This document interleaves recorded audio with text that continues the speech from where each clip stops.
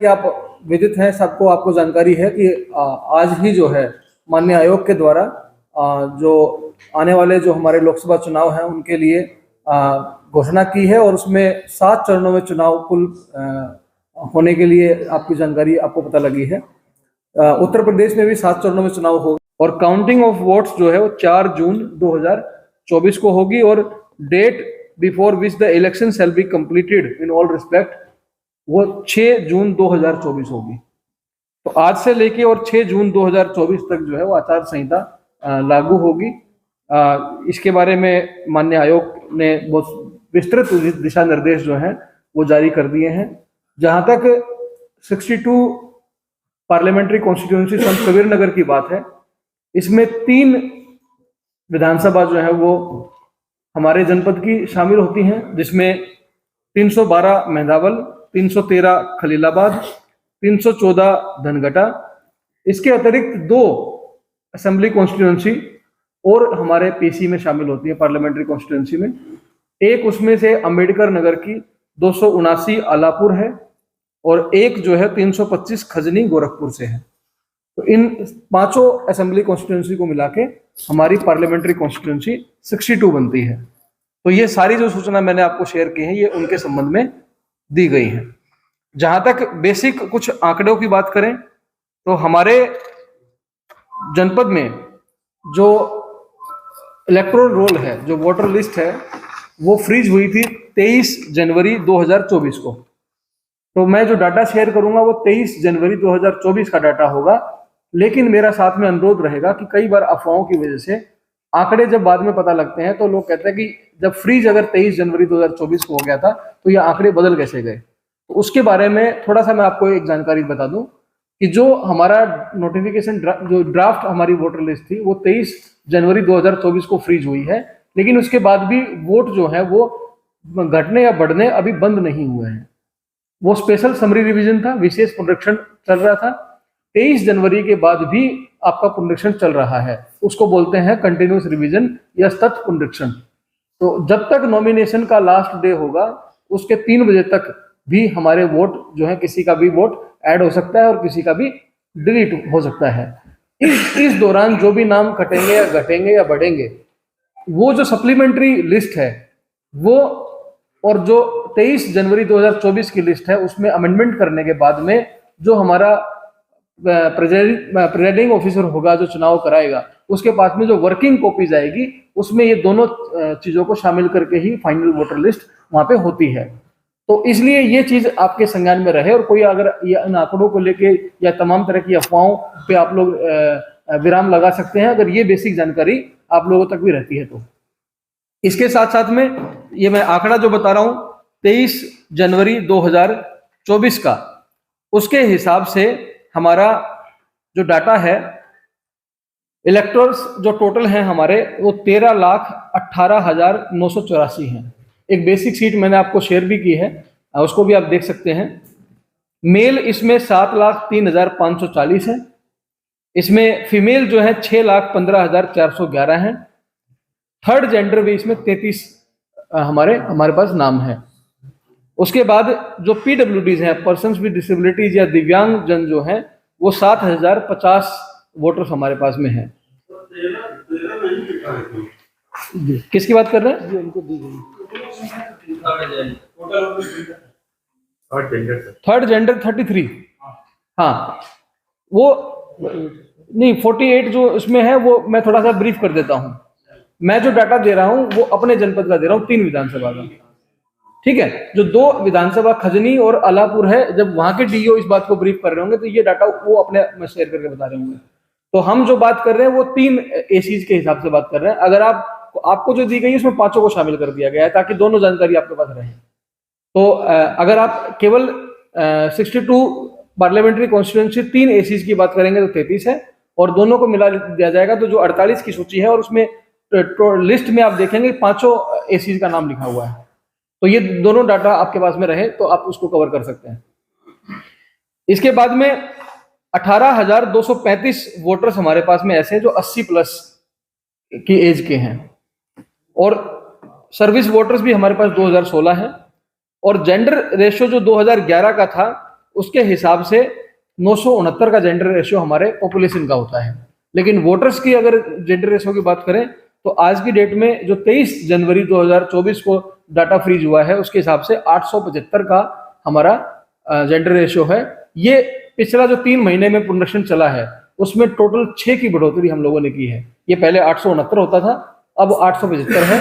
इसका मतलब ये है कि वोटर, महिला वोटर जो है हमारी बड़ी है। इसके बाद ये जैसे जनपद का डाटा सर बता रहे हैं, तो जनपद का डाटा हम अलग से भी आपको दे देंगे। आपको जो हमने प्रोवाइड कराया है वो मैं दोनों पे आऊंगा, पहले जनपद का फिर टोटल पे, ठीक है। ये मैंने आपको जो बताया है जनपद का ब्रीफ कर दिया है। अब पांचों की अगर हम बात करें तो वो संख्या आपके पास में है।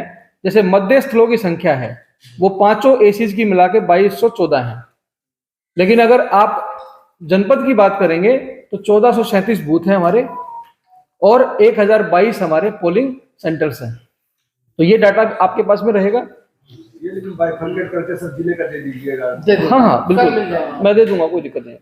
इसके बाद जो है टोटल पॉपुलेशन जो है, जैसे मैंने 13,18,000 की वोटर्स की संख्या बताई हमारे जनपद की, पांचों को मिला के जो टोटल संख्या है वो 20,56,437 वोटर्स हैं। उसमें पुरुष जो है वो 10,94,521 और महिला 9,61,868 और तृतीय लिंग जो है वो 48 है। तो ये आपके सामने एक बेसिक डाटा है। जेंडर रेशियो जैसा मैंने बताया हमारा 875 है, लेकिन अगर दोनों एसीज को और मिला लिया जाए तो वो 878 हो जाता है। ये कुछ बेसिक आंकड़े हैं। ज्यादातर बातें क्योंकि जिले से संबंधित होती हैं तो मैं हमारे जो आंकड़े हैं मैं मोस्टली आपको वो शेयर करूंगा एक सीट के अलावा। एक बात आती है, बस मैं पूरी बात कर लूं उसके बाद फिर आप लोगों के लिए ओपन कर दूंगा मैं। उसके बाद सतत पुनरीक्षण में भी लगभग 7,500 से 8,000 के आसपास नए लोगों को जोड़ लिया गया है जनवरी के बाद भी। ये एक बेसिक इन्फॉर्मेशन, लेकिन ये फ्लोटिंग फिगर है, ये फ्रीज करेंगे हम नॉमिनेशन के आखिरी दिन तक। उसके बाद जितने भी हमारे बूथ हैं उन सब में जो अश्योर्ड मिनिमम फैसिलिटीज होती है AMF, वो लगभग हम लोगों ने पूरा कर लिया है। और अभी भी जो जहाँ पे कुछ गैप्स हमारे स्टैटिक मजिस्ट्रेट, सेक्टर मजिस्ट्रेट्स और सेक्टर पुलिस ऑफिसर्स हमारे लगे हुए हैं, जहां जहां से हमको फीडबैक मिलेगा उनको हम और दूर करने के लिए काम करेंगे। जहां तक EVM की बात है, हमारे पास में पर्याप्त EVM है। यहाँ पे जो FLC ओके हैं वो 2300 हमारे BU, 1950 CU और 2090 हमारे पास VVPAT है, जो लगभग 150% के आसपास की संख्या में है। मतलब जितना हमको चाहिए उससे 50% और अधिक हमारे पास में उपलब्ध है। तो किसी प्रकार की कोई समस्या EVM को लेकर नहीं है। जहां तक ह्यूमन रिसोर्स की बात है, जितनी हमारी रिक्वायरमेंट है उससे कहीं ज्यादा हमारे पास में ह्यूमन रिसोर्स आज की डेट में अवेलेबल है। जहां तक RO, ARO, डिप्टी DO ये तो केवल 1 या 2 लोग होते हैं। सेक्टर ऑफिसर्स हमारे 105 चाहिए, हमारे पास 200 की लिस्ट अवेलेबल है जिन पे हम लोगों ने ट्रेनिंग कराई है। जहां तक प्रेजाइडिंग ऑफिसर्स हैं वो 1581 चाहिए, पर हमारे पास में 1968 अवेलेबल हैं। पोलिंग ऑफिसर्स 4700 के आसपास चाहिए, 6200 के आसपास हैं। तो इस प्रकार जो लगभग 7 से 7,500 के आसपास ह्यूमन रिसोर्स हमको चाहिए, उसके सापेक्ष हमारे पास 11,500 से 12,000 के आसपास की संख्या में ह्यूमन रिसोर्स अवेलेबल है। तो किसी प्रकार का उसमें कोई समस्या हमारे जनपद में नहीं है। उसके बाद ट्रेनिंग और कैपेसिटी बिल्डिंग, पहले जो प्री पोल ट्रेनिंग होती है वो हो चुकी है। ड्यूरिंग पोल जो ट्रेनिंग होनी है वो हमारा एक शेड्यूल अलग से जारी हो जाएगा, उस पर हम लोग यहाँ पे काम करेंगे। इसके अलावा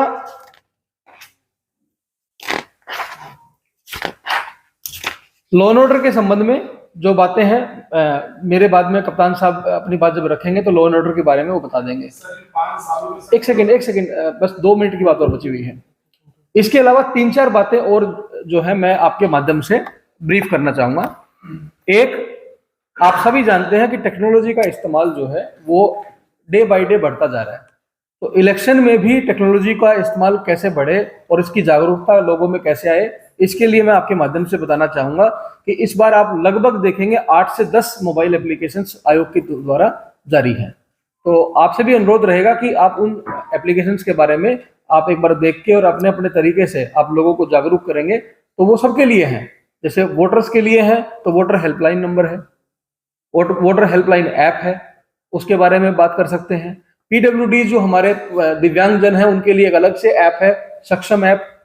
तो सक्षम ऐप के बारे में वो लोग देख सकते हैं। उसके अलावा अगर आप देखेंगे कि जो सीजर्स होते हैं, जैसे शराब पकड़ी जाएगी या पैसा पकड़ा जाएगा, तो उसको कोऑर्डिनेट करने के लिए भी एक सेंट्रलाइज्ड व्यवस्था ऑनलाइन हो चुकी है, उसको ESMS बोलते हैं। वो व्यवस्था इस बार लागू है। इसके अलावा सुविधा ऐप भी हमारे पास में है। तो सुविधा ऐप बेसिकली सारे के सारे जो कैंडिडेट्स हैं इस बार जो चुनाव लड़ने जा रहे हैं, ये उनके लिए बहुत आसान काम कर देगी। वो क्या करेगी, उनको जितने भी नॉमिनेशन फाइल करने हैं, एफिडेविट फाइल करने हैं, या उनको कोई परमिशन भी चाहिए हमसे, तो वो हमारे पास में आने की जरूरत भी उनको नहीं है, वो ऑनलाइन अप्लाई करेंगे। और ऑनलाइन के जो टाइम और डेट की स्टैंपिंग है उसमें फर्स्ट इन फर्स्ट आउट का फॉर्मूला भी उसमें लगा हुआ है। तो हमारे पास भी ऑप्शन नहीं है कि जो कई बार ये पहले कहा जाता था कि साहब उन लोगों ने अप्लाई किया था, उनकी परमिशन पहले जारी कर दी गई, हमारी बाद में जारी की गई। इस प्रकार के जो बातें थी वो अब उन पे विराम लग जाएगा कि जो फर्स्ट इन होगा ऐप में वही फर्स्ट आउट होगा, पहले उसी की परमिशन यस और नो जो भी हमारा निर्णय होगा उसके ऊपर जारी किया जाएगा। इसी प्रकार से तमाम तरह के और भी एप्लीकेशंस हमारे पास में हैं। कंट्रोल रूम इसीलिए हम लोगों ने एक आईटी टीम गठित की है। आईटी टीम का गठन करके हमने अपना जो कंट्रोल रूम जनपद में बनाया हुआ है, इस बार 24/7 ये कंट्रोल रूम काम करेगा। तो इसके लिए अलग अलग सेल इसमें काम करेंगे। जैसे सी विजिल एक ऐप है, मोबाइल ऐप है, तो सिटीजन्स जितने भी विजिलेंस है उनका बढ़ाया जाए। MCC के जो वायलेशंस हैं, मॉडल कोड ऑफ कंडक्ट के वायलेशंस हैं, कोई भी आदमी कहीं से भी रह के उसके ऊपर अपनी विजिलेंस की रिपोर्ट सबमिट कर सकता है, शिकायत कर सकता है बेसिकली। और उसमें एक नियम है कि 100 मिनट में वो कंप्लेंट हमें क्लोज करनी होती है। तो इसका पूरा का पूरा जो मॉनिटरिंग है ये ना केवल जनपद में बल्कि स्टेट लेवल पे और इलेक्शन कमीशन ऑफ इंडिया के लेवल पे भी रिव्यू किया जाता है। तो ये भी लोगों तक पहुंचने की जरूरत है कि अननेसेसरीली उनको कई बार पता नहीं होता कि हमें ये शिकायत, हमें कुछ दिख रहा है और कुछ गलत हो रहा है तो उसकी शिकायत कहाँ करें। तो सी विजिल ऐप जो है उसके ऊपर वो अपनी शिकायत कर सकते हैं। इन सारी चीजों को मॉनिटर करने के लिए, हर अलग अलग एक्टिविटी को कंट्रोल करने के लिए एक सीनियर अधिकारी की नियुक्ति यहाँ पे कंट्रोल रूम में की जा रही है। और कंट्रोल रूम 24/7 हमारा काम करेगा। जितने भी वायलेशंस हैं वो हम वहां से मॉनिटर करेंगे। इसमें टेलीफोन भी हमारे लगे हैं, जो हेल्पलाइन नंबर है इलेक्शन कमीशन का वो भी अवेलेबल रहेगा। और इसके अलावा जितने भी हमारे टीवी न्यूज पे या सोशल मीडिया पे जो एक्टिविटीज हो रही हैं, सोशल मीडिया की एक्टिविटीज भी वहां से मॉनिटर की जाएंगी। MCMC कमेटी जो होती है वो मीडिया सर्टिफिकेशन के लिए, वो भी कमेटी यहीं से हमारा ऑपरेट करेगी। और पेड न्यूज या फेक न्यूज या इस प्रकार की जो तमाम इश्यूज हैं उनको हम लोग हैंडल यहाँ पे करेंगे। इसके साथ साथ में मैं ये भी आपको बताना चाहूंगा कि पूरा का पूरा जो इलेक्शन है, आप सब जानते हैं कि वो बेसिक इस थीम के ऊपर टिका होता है कि free, fair and peaceful election हम लोग करें। तो इस बात को लेके मैं न केवल आश्वस्त करूंगा बल्कि आपको मैं ये भी कहूँगा कि इसके बारे में पूरे जनपद में मैं सभी लोगों को निश्चिंत करना चाहता हूँ कि मैं जिला मजिस्ट्रेट होने के नाते और पुलिस प्रशासन दोनों की टीम के माध्यम से मैं इस बात के लिए आश्वस्त हूँ और निश्चिंत हूँ कि किसी भी प्रकार का कोई भी ये फीलिंग डेवलप नहीं होने दिया जाएगा कि किसी प्रकार का कोई भेदभाव या किसी प्रकार का कोई ऐसा काम किया गया है जिससे कि माननीय आयोग की मंशा के विरुद्ध कोई जाके काम किया गया हो। तो इस बात के लिए मैं सब लोगों को ये भी अपील करूंगा आपके माध्यम से कि वोटिंग परसेंटेज हमारे जनपद का जो कम रहता है उसको लेके मैं आपके माध्यम से भी चाहता हूं। हालांकि स्वीप एक्टिविटीज हम लोग लगातार काम करेंगे और इस बार का जो हमारे जनपद का हमने थीम रखा है वो टारगेटेड स्वीप रखा है। टारगेटेड स्वीप का मतलब ये है कि जनरली हम लोग जो प्रचार प्रसार करते हैं, कुछ रैली निकालते हैं, कुछ नुक्कड़ नाटक करते हैं, ये तो हम करेंगे, लेकिन इसके साथ साथ में हम उन बूथ को टारगेट कर रहे हैं जहां पे पिछली बार वोटिंग परसेंटेज कम था। तो उनके कारणों को भी हम लोग ढूंढ रहे हैं और एक एक बूथ को फोकस कर रहे हैं। हमने ऐसे ऐसे बूथ आइडेंटिफाई किए हैं जिनमें 0% के आसपास वोट कहाँ हुआ था। तो एक बूथ हमको मिला जहां पे पिछली बार वोटिंग बायकॉट किया गया था। तो वोटिंग बायकॉट करने का कारण हम ढूंढ रहे हैं और इस बार भी हम लोग आपके माध्यम से भी सूचना हमको मिलती रहेंगी और हम उन सारे बूथ के पास पहुंचेंगे, हमारे अधिकारी पहुंचेंगे और किसी प्रकार का इस प्रकार का अगर ग्रीवांस किसी का होगा तो उसको जाके अगर मेरे स्तर पे भी एड्रेस करना होगा तो मैं जाके उनसे बात करके उसको एड्रेस करूंगा, लेकिन we will make it sure this time कि कोई भी ऐसा बूथ ना हो जहां पे वोटिंग ना हो। और इसके अलावा जहां पे वोटिंग परसेंटेज कम रहा वो भी हम लोगों ने आइडेंटिफाई किए हैं। जो लगभग 20% से 40% के आसपास की वोटिंग परसेंटेज वाले बूथ हैं वो लगभग 103 हमने आइडेंटिफाई किए हैं पिछली बार के।